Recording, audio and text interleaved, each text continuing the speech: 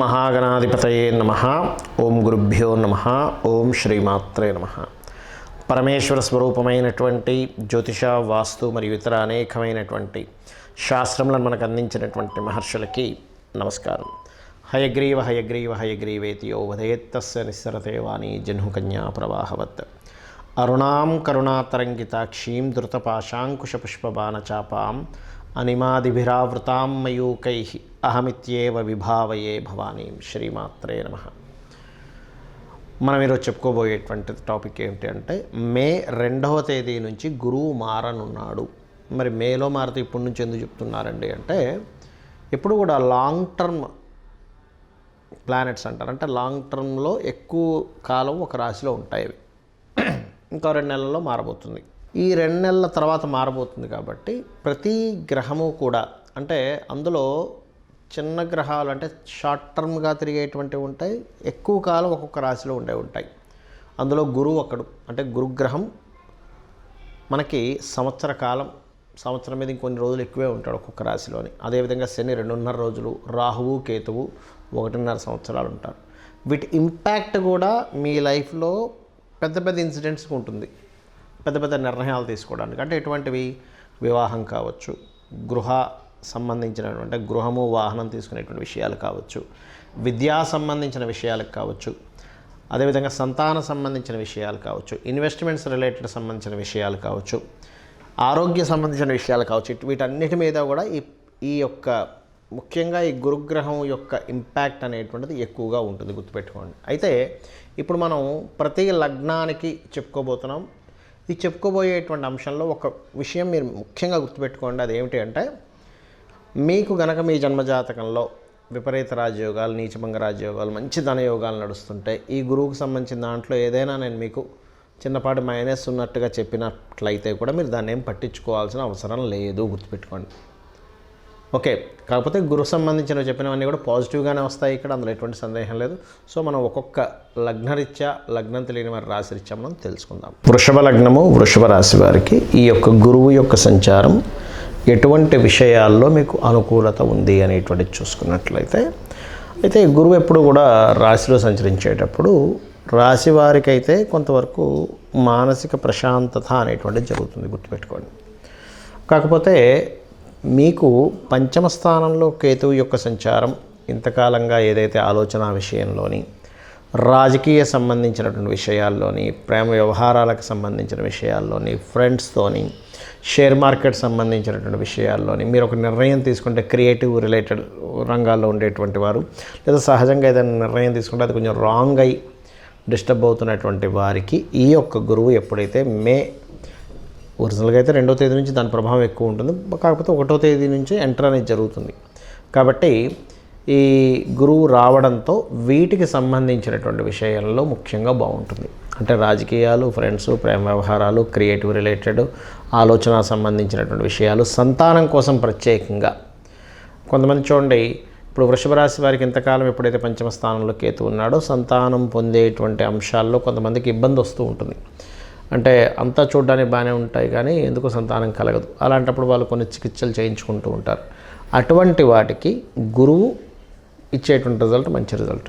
దీంతోపాటు ఇంకా అద్భుతమైనటువంటిది ఏమిస్తాడు ఇక్కడ, వివాహం కోసం ఎవరైతే ప్రయత్నం చేస్తుంటారో వివాహ ప్రయత్నాలని తన సప్తమ దృష్టితోని సప్తమాన్ని చూస్తున్నాడు కాబట్టి, సప్తమం వివాహ భాగ్యస్వామి విషయాన్ని చెప్తుంది కాబట్టి జ్యోతిషశాస్త్రం వివాహ సంబంధించిన ప్రయత్నాలు ఫలిస్తాయి. ఎప్పటి నుంచి ఎప్పటి వరకు? మే 1వ తేదీ అందులోకి వస్తున్నాడంటే 2వ తేదీ నుంచి దాని ప్రభావం ఎక్కువగా ఉంటుంది. అంటే ఎంటర్ అవ్వగానే ఉండదు, ఎప్పుడు కూడా 2 తర్వాత రోజు నుంచి ఉంటుంది. ఉన్నప్పుడు ఇది దాదాపుగా మిడిల్ ఆఫ్ ది అక్టోబర్ వరకు గురువు అక్కడే ఉంటాడు. వక్రించేసిన తర్వాత మళ్ళీ దాని ప్రభావం తగ్గుతుంది. కాబట్టి మే నుంచి దీని ప్రభావం వివాహ సంబంధించిన విషయంలో అయితే ఈ సంవత్సరం మనకి మే నుంచి కొంచెం ముహూర్తాలు కూడా తక్కువగా ఉన్నాయి. ఇప్పుడు ఉన్న దాంట్లో కొంచెం జాగ్రత్తగా ప్లాన్ చేసుకున్నట్లయితే సరిపోతుంది. అలాగే మరొక విషయం ఏంటంటే, ఈ గురువు ఇక్కడ ఉన్నప్పుడు సర్వసాధారణంగా జూపిటర్ అంటే ఒక్కొక్క గ్రహము ఒక్కొక్క రాసుల్లోకి వెళ్ళినప్పుడు ఒక్కో సంబంధించినటువంటి విషయంలో ఇబ్బంది అనేటువంటిది క్రియేట్ అవుతూ ఉంటుంది. అదేమిటి? అప్పుల విషయంలో వృషభ రాశి వారు ఎవరికైనా మనీ అప్పుగా ఇవ్వడం కానీ, అప్పు తీసుకోవడం కానీ ఈ యొక్క అంశాల్లో మాత్రం చాలా కేర్గా ఉండాలి. గుర్తుపెట్టుకోండి, అప్పుల విషయం చాలా కేర్గా ఉండాలి. అంటే అది అందులో పర్టికులర్గా గుర్తుపెట్టుకోండి, గురువారాలు పొరపాటును కూడా అప్పు ఇవ్వకండి. ఇది కేవలం ఓన్లీ వృషభ రాశి వారికి మాత్రమే వృషభ లగ్నం వారికి మాత్రమే వర్తిస్తుంది, అందరికీ కాదు. ఇది కేవలం వృషభ లగ్నంలో జన్మించినటువంటి వారికి. మరలా అందులో మీకు గురు మహర్దశ నడుస్తూ గురువు పాడేయండి, అలాంటి వారు మరింత జాగ్రత్తగా ఉండాలి. గుర్తుపెట్టుకోండి, ఎందుకంటే గురువు ఎంత శుభగ్రహమో గురువు ఇచ్చే రిజల్ట్స్ కూడా అతను పాప అయితే అదే రూపంలో ఇస్తూ ఉంటాడు.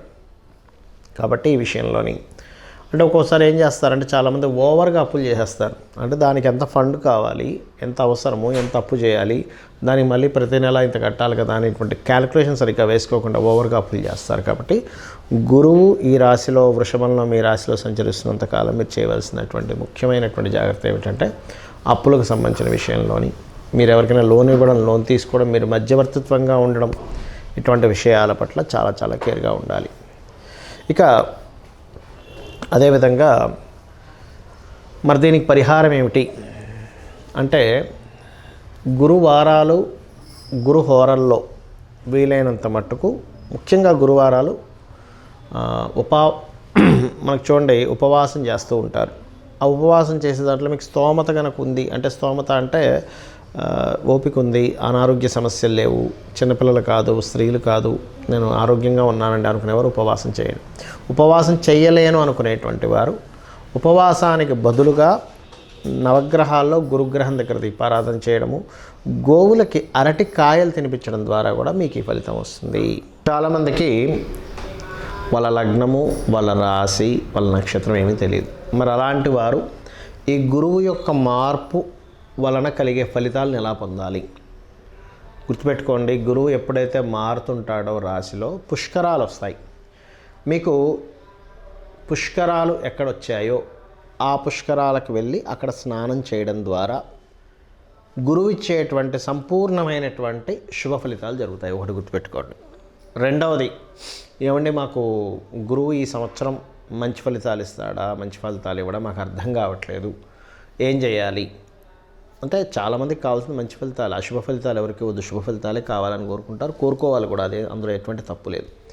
మరి దానికి ఏం చేయాలంటే ఒకటే గుర్తుపెట్టుకోండి. మీకు గనక మీ ఎలా తెలుసుకోవాలి తేడాని అంటే గురు నక్షత్రాలు, గురువారాలే ప్రత్యేకంగా మీకు కొంచెం ప్రతిసారి ఏదో ఒక ఇబ్బంది కలుగుతుంది, ఆగుతుంది అంటే మీ జన్మజాతకంలో కానీ గోచారంలో కానీ మీకు డేట్ ఆఫ్ బర్త్ టైము తెలియవు. కాబట్టి గురువు నెగటివ్ ఫలితాలు ఇచ్చే దాంట్లో ఉన్నాడు అని మీరు అర్థం చేసుకోవాలి. గురు నక్షత్రాలు అని చెప్పాను, ఏమిటవి? పునర్వసు, విశాఖ మరియు పూర్వభాద్ర. ఈ నక్షత్రాల్లో కూడా మీకు ఏదైనా ఒక పని అవ్వాల్సింది ఆగిపోయింది. అంత దూరం ప్రయాణం చేసి వెళ్ళామండి, అవ్వలేదండి, తీరా దగ్గరికి వెళ్ళాక ఆయన మళ్ళీ రేపు రమ్మన్నాడు, లేనట్లయితే ఇక రకరకాలు చెప్తూ ఉంటాం, వేస్ట్ అయిపోయింది, ఇవాళ ఏదో బిజినెస్ సాగుతుంది కూడా సాగలేదు. ఇవన్నీ గురు నక్షత్రాల్లో గురువారాల్లో జరుగుతున్నాయి అంటే మే మాసం నుంచి మారిన గురువు మీకు అనుగ్రహాన్ని అందించలేకపోతున్నాడు. అప్పుడు మరి ఏం చేయాలి అంటే సింపుల్గా ఒకటే గుర్తుపెట్టుకోండి. దక్షిణామూర్తి స్తోత్రం కానీ లేనట్లయితే తారాదేవి యొక్క అష్టోత్తరం చదువుకోవడం కానీ, జయ గురుదత్త, శ్రీ గురుదత్త అనే నామస్మరణ కానీ, దిగంబర శ్రీ పాదవల్లభ దిగంబర అనేటువంటి నామస్మరణ చేసినా కూడా గురువు యొక్క అనుగ్రహం పరిపూర్ణంగా కలుగుతుంది. లేదండి మీకు దగ్గరలో మీకు విద్య నేర్పినటువంటి గురువులు ఉంటారు, వాళ్ళకి ఏదైనా వస్త్రదానం ఇచ్చి వాళ్ళకి కాళ్ళకి నమస్కరించుకోవడం, లేదా ఎక్కడో ఉంటానండి నేను అమెరికాలో ఉంటాను, మా గురువుగారు ఏమో ఇండియాలో ఉంటారు, మాకు తెలియదు అంటే మాకు తెలియదు అంటే ఇన్ సెన్స్ మేము కలవలేము, పరిస్థితి ఆయన ఎక్కడున్నాడో కూడా తెలియదు. ఇప్పుడు ఒకప్పుడు మాకు నేర్పించారు కానీ ఇప్పుడు ఆయన ఎక్కడున్నాడో ఆయన డేటా, ఆయన ఫోన్ నెంబర్ కానీ ఆయన విషయాలు మాకు తెలియకుండా అయిపోయాయి అనుకుంటే కనీసం అతను స్మరించుకొని అతని పాదాలకు నమస్కరించుకున్నా కూడా గురువు యొక్క అనుగ్రహం పెరుగుతుంది. ఇది గుర్తుపెట్టుకోండి. అదేవిధంగా గురువారాలు మీకు ఎఫెక్ట్ ఎక్కువగా వస్తుందంటే గురువారాలు ఉపవాసం ఉండండి, గురువారాలు దానం చేయండి. ఎటువంటి దానాలు ఇవ్వాలి? శనగలు, పసుపు రంగు వస్త్రము దానంగా ఇవ్వండి. అదేవిధంగా గురువారాల పూట గోవులకి అరటికాయలు తినిపించండి. పసుపు, గంధము లాంటి పదార్థాలని మీరు దానంగా ఇవ్వండి ఆలయాల్లో. అదేవిధంగా పసుపు వర్ణము కలిగినటువంటి పుష్పాలతో దక్షిణామూర్తిని సేవించండి. ఇవన్నీ కూడా ఏం చేస్తాయంటే గురుగ్రహ సంబంధించినటువంటి ఏవైతే మీకు నెగటివ్గా ఎఫెక్ట్స్ వస్తున్నాయో అవన్నీ తగ్గిస్తుంది. అలా అని చాలామంది తెలియక ఏం చేస్తారంటే, ఏమంటే నాకు గురువు బాలేడు అందుకే నేను కనకపుష్య రాగం పెట్టేసుకున్నాను అంటాడు. అలా పొరపాటును కూడా చెయ్యకూడదు. ఎందుకంటే చెప్తాను చూడండి. మీ దగ్గర కొన్ని కూరగాయలు ఉన్నాయనుకుందాం, వంకాయలు ఉన్నాయనుకుందాం, అంటే చిన్న ఎగ్జాంపుల్ కోసం. అందులో పుచ్చిపోయినవి పాడైపోయినవి ఉంటాయి, బాగున్నవి ఉంటాయి. ఇప్పుడు మీరు పుచ్చిపోయినవి వండుకొని తింటారా, బాగున్నవి తింటారా? బాగున్నవే తింటాం. ఎందుకంటే పుచ్చిపోయినవి ఎందుకు తినము అంటే, అమ్మ పుచ్చిపోయినవి ఎలా తింటామంటే కడుపులోకి వెళ్తుంది, ఇబ్బంది కదా అని కదా. మరి గురువు మీకు పాడు చేస్తున్నప్పుడు గురువారాలు ఉపవాసం ఉండాలి, అంటే వదిలేయాలి కొన్నిటిని. గురువుకు సంబంధించినటువంటి దానాలు ఇవ్వాలి. అంతేగాని గురువు గ్రహానికి సంబంధించినటువంటి రత్న ధారణ చేయకూడదు. రత్నం అనేటువంటిది ఏంటంటే ఆ ఎనర్జీని ఇచ్చేటువంటిది. ఇప్పుడు మీకు ఆల్రెడీ నెగటివ్ ఫోర్స్ రూపంలో గురుగ్రహానికి సంబంధించింది వస్తుంది. అలాంటప్పుడు మీరు తీసుకొచ్చేసి మళ్ళీ రత్నం పెట్టుకుంటే ఎలాగా? అది ఇంకొంచెం పెరుగుతుంది దాని ప్రభావం అనేది. సాధారణంగా చాలామందికి ఏంటంటే రత్నము ఏది ధరించాలో చాలామందికి తెలియదు. మాకు ఈ పలానా మహాదశ నడుస్తుంది, శనిదశ నడుస్తుంది, నీలం పెట్టేసుకున్నాను, గురుదశ నడుస్తుంది, కనకపుష్యరాగం పెట్టేసుకున్నానండి, చంద్రదశ నడుస్తుంది, ముత్యం పెట్టేసుకున్నానండి అంటారు. అది పూర్తిగా తప్పు, గుర్తుపెట్టుకోండి. చలికాలం నడుస్తుందండి అందుకని ఐస్ క్రీమ్ తింటున్నాను అంటారు ఎవరైనా. ఎందుకంటారు? చలికాలం అండి చల్లగా ఉంది కాబట్టి నేను ఐస్ క్రీమ్ తినేస్తున్నాను అన్నారు కదా. ఎందుకంటారు అంటే మీకు ఏది యోగ్యవంతంగా ఉంది, మీ ప్లానెట్స్లో ఏది యోగ్యవంతంగా ఉంది దానికి సంబంధించిన రత్నం పెట్టుకోవాలి. కొంతమందికి దురదృష్టవశాత్తు ఏ ప్లానెట్ యోగ్యవంతంగా ఉండదు. చాలా రేర్ కేసెస్, కోర్టులో ఒకటి ఉంటుంది, వాళ్ళు రత్నం అసలు పెట్టుకోకూడదు, గుర్తుపెట్టుకోండి. అలాంటి వాళ్ళు మీకు యోగ్యవంతంగా ఉండేటువంటి గ్రహం ఏదైతే ఉందో, ఇప్పుడు నడుస్తున్న మహాదశ ఏదైతే ఉందో తత్సంబంధించినటువంటి రూపు ఉన్నటువంటిది వేసుకోండి మెడలో. లేదా రుద్రాక్ష వేసుకోండి. రుద్రాక్షకి నో సైడ్ ఎఫెక్ట్స్. ఆ రుద్రాక్షలో కూడా కెరీర్ కోసం దశముఖి వేసుకోండి, వ్యాపార లాభం కోసం 11 ముఖి వేసుకోండి. లేదా పంచముఖి చాలా తక్కువ రేట్లో 50కి 100 రూపాయలకి వచ్చేస్తుంది పంచముఖి అయితే, అది కూడా వేసుకోవచ్చు. ఈ దశముఖి 11 ముఖీస్ కాస్త ఎక్కువగా ఉంటాయి. వీటన్నిటికంటే కూడా నేను మీకు చెప్పేది ఒకటే, ఇవన్నీ నాకేమీ తెలియవు. ఈ గోచారము, వాస్తు, గ్రహాలు, నక్షత్రాలు, గురువు మారాడా, శని మారాడు, ఇవేమీ నాకు తెలియవు స్వామి.